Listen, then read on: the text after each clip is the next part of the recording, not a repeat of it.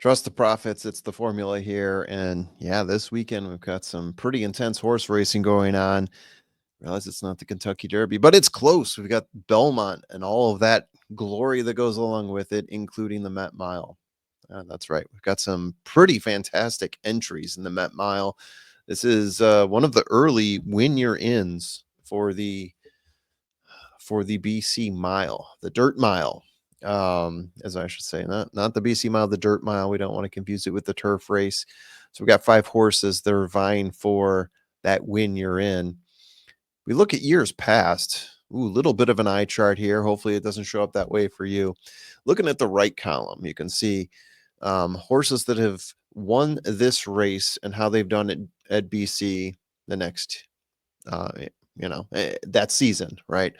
Not always do they even run in the BC Dirt Mile. You got a number of horses out of the last 10. You've got 3 that have run in the Classic, one of which won, Flightline. Who could forget Flightline, right? Last year, National Treasure didn't run in the BC Mile. Do believe he had an injury, something to that effect. I could be mistaken on that. Silver State ran 5th after winning in this race in the Metropolitan. Matoli won the sprint, didn't even enter into the Dirt Mile, entered into the sprint, won that. More Spirit ran 8th in this race, and then you got 2 horses, Frosted and Honor Code, who actually ran in the Classic. Honor Code doing better, getting 3rd in the Classic. Frosted 6th. So there you have it. The history here, you've got quite a number of great horses that have won this race, and this year should definitely be no different. I mean, it's an embarrassment of riches that we have here. I'm not even going to read them to you. You can go ahead and read them off the slide here. Horses that have had success at BC already and the BC Classic, nonetheless. This will be run on June 7th, 2025. That is this Saturday coming up. It is a G1. And what is the purse? $1 million. $1 million on the nose. That is right. It is 8 furlongs on dirt. That is equal to 1 mile, hence the Met Mile. Don't know if you knew that. Yeah, you did. And it is going to be at Saratoga this year. Take a moment, breathe it in. There's 5 horses. Going to try to stretch this out so it's not a super short video. But if it is, that's fine too. Let's move along here.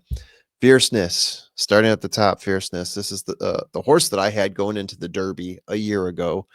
The thing that I claim with Fierceness, if he runs his best race, if all horses run their best race, he will win. His best race is better than the other horse's best race. Now that got tested, probably got defeated. I'll get to that in a second here. But his last time out at the Alashiba, going 8.5 furlongs, stalking the pace set by Most Wanted, Brad Cox horse, taking over down the stretch to win by 1.5 lengths, setting a new track record for 140.66. 8.5 furlongs, 140.66. That is cooking. That is cooking. Before that, second place at the BC Classic, stalking the pace set by Dermis Sotogake, overtaking him, but also being beaten down the stretch by Sierra Leone by 1.5 lengths. That would be the race where I say Fierceness got the race he wanted, did what he needed to do, did probably what was planned for him to do, and still lost. Sierra Leone is a horse that definitely needs things to set up for him because he's a deep closer. In terms of being a deep closer, he is very good at rolling with the punches. As we saw this past year in Fairgrounds, past few months, I guess you could say, in Fairgrounds, definitely can't do it in every race. Definitely can't go out there, just drop the gauntlet, say I'm Sierra Leone, and close out the deal. We didn't see that happen this past time. For that, winner of the Travers, stalking the pace set by Batten Down early, along with Dornock and Torpedo Anna, took over at the mile mark, beating Torpedo Anna by a head in that one. And before that, winner of the Jim Dandy. Beating Sierra Leone by 1 length in that one, running a 149.15. Pretty solid there. Todd Pletcher, John Velasquez, City of Light is the sire. White Abarrio. Yeah. So you got Fierceness on one side, you got White Abarrio on the other. That's a pretty good race. You don't need much more than that. You got 2 very solid horses here. Ran in this race twice So last year he came in fifth, and the previous year he came in third. So as good as White Abarrio is, 10 wins in 21 races, he's still got to win this race to prove something to me. Just kidding. He doesn't have to prove anything to me. Last couple times out, the Ghost Zapper, 8.5 furlongs, going gate to wire in that one, beating Power Squeeze by 5.25 lengths, a 1 second off the track record there. So he is still bringing it. White Abarrio is still cooking. Won the G1 Pegasus World Cup, sitting just off the pace early. 2 lengths from Saudi Crown, and then closing to win by 6 lengths in that one. Convincing win for White Abarrio. As we said before, he is a past BC Classic winner. So not this last year, but 2023, the BC Classic winner. Obviously, we just talked about last year, Sierra Leone beating Fierceness. Saffie Joseph Jr., Irad Ortiz, and Race Day in this one. Moving on, Castle Chaos. This is a head scratcher. Fifth at the Knicks Go Overnight. Starting off in the back in 11th place, improving to fifth, 9 lengths off of closer Liberal Arts.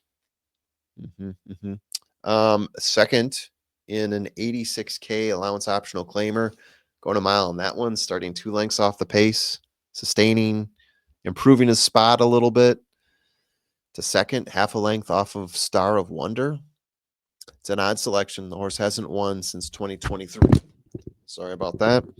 Runs in a lot of non-stakes races, claimers, optional claimers, allowance races. He's getting Flavian Pratt on the mount here, or so it would seem.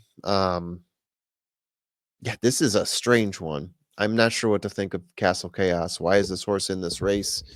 It helps. He fills out 5, but is he really of this level? I would say not.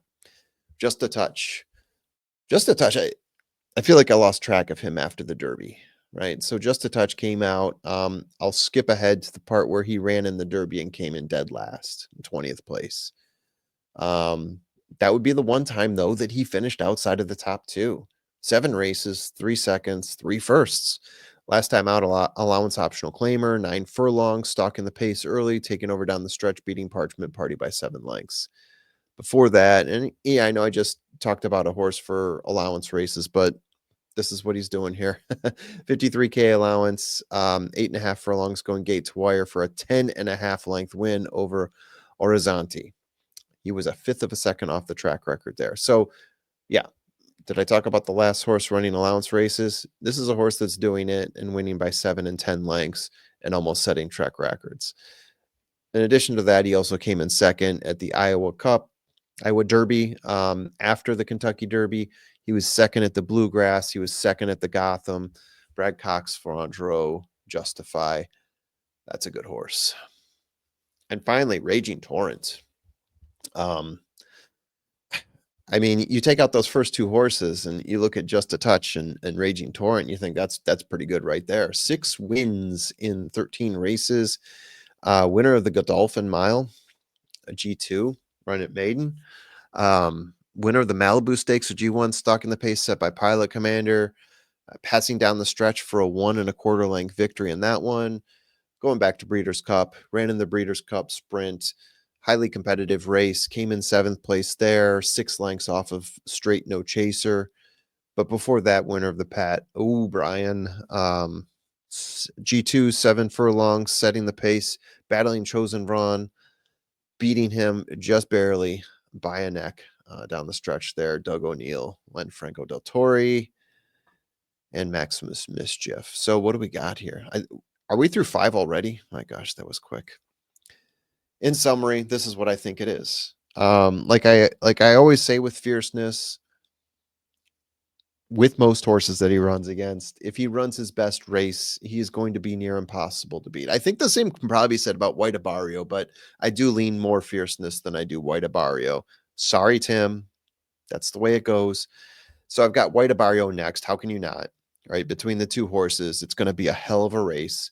And then I really like Just a Touch. Once you scratch off that Kentucky Derby, I think he's put together in a really impressive resume. a little bit better than Raging Torrent. It was tough. It was almost a coin toss between those two, but I do like Just a Touch a little bit on the rise here, just a squeaker over Raging Torrent. Castle Chaos, I have no clue. It's going to be somewhere in the back. I mean, you can start a pool on how many lengths back of the win he's going to be. Got a lot of options.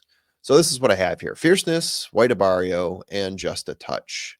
So let me X this out. What do you guys have? Met Mile coming up. Hope you enjoyed this. If you're going to gamble, gamble responsibly and have yourself a lovely day.